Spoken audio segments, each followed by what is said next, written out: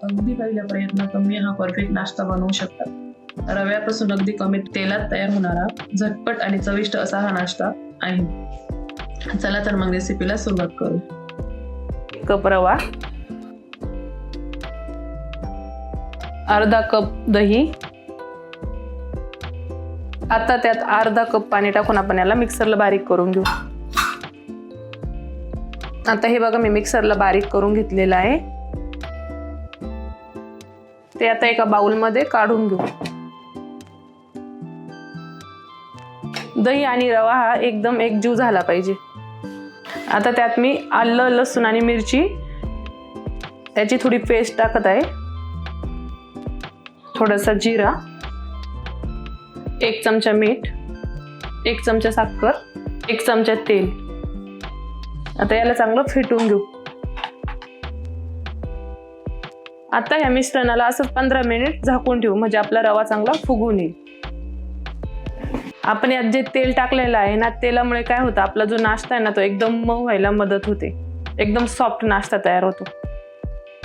आता आपण चटणी तयार करून घेऊ. ग्रीन चटणी बनवणार आहे आपण. तर त्यासाठी मी इथे घेतली आहे कोथिंबीर, थोडासा पुदिना, लसूण, मिरची आणि डाळ्या.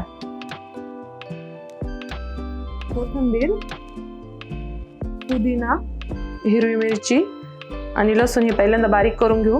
त्यात थोडंसं पाणी टाकू.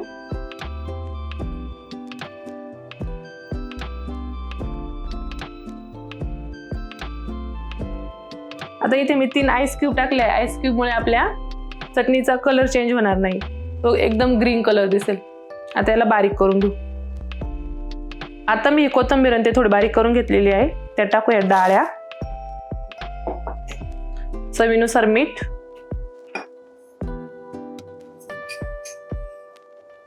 आणि 1 चमचा साखर. आता एकदम बारीक करून घेऊ. हे बघा आता आपली चटणी तयार झालेली आहे. आपण जे आईस क्यूब टाकले होते ना, त्यामुळे चटणीचा कलर पण चेंज झालेला नाही, एकदम ग्रीन दिसते.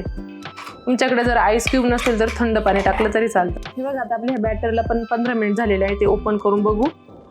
आणि आपला रवा छान फुगलेला आहे. त्यात 1 चमचा तेल टाकू आणि त्या तेलावर 1 चमचा इनो सॉल्ट घालू. त्याला चांगलं हलवून घेऊ. आता हे चांगलं मिक्स करून घेऊ.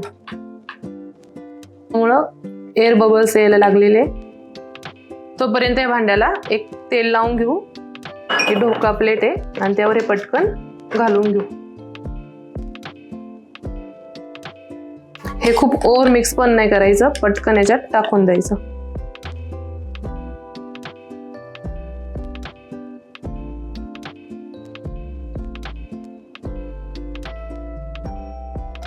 आता मी इथे आपलं जे इडलीचं भांडं असतं त्यात पाणी उकळायला ठेवलं होतं, ते एकदम त्याला उकळी आलेली. आता त्यात ही प्लेट ठेवून देऊ आणि याला 10 ते 15 मिनिटं वाफवून घेऊ.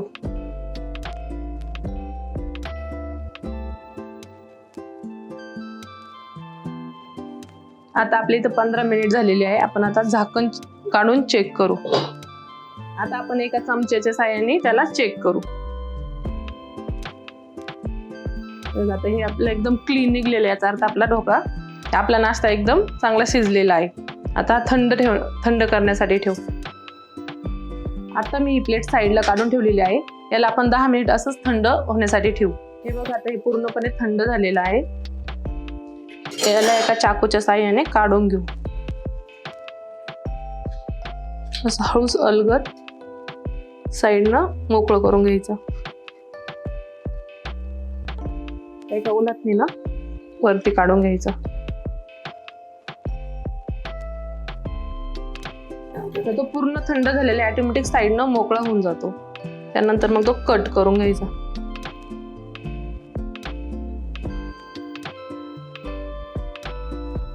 हे बघा आपले कट घालून झालेले आहेत. तर चेक करू. हे बघ एकदम मऊ आणि जाळीदार नाश्ता तयार झालेला आहे. हे बघा.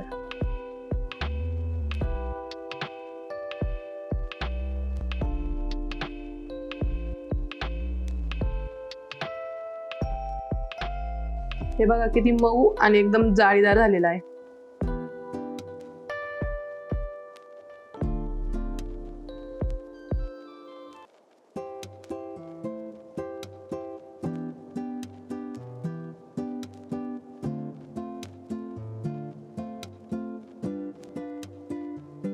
आता यावर तुम्ही थोडीशी मिरची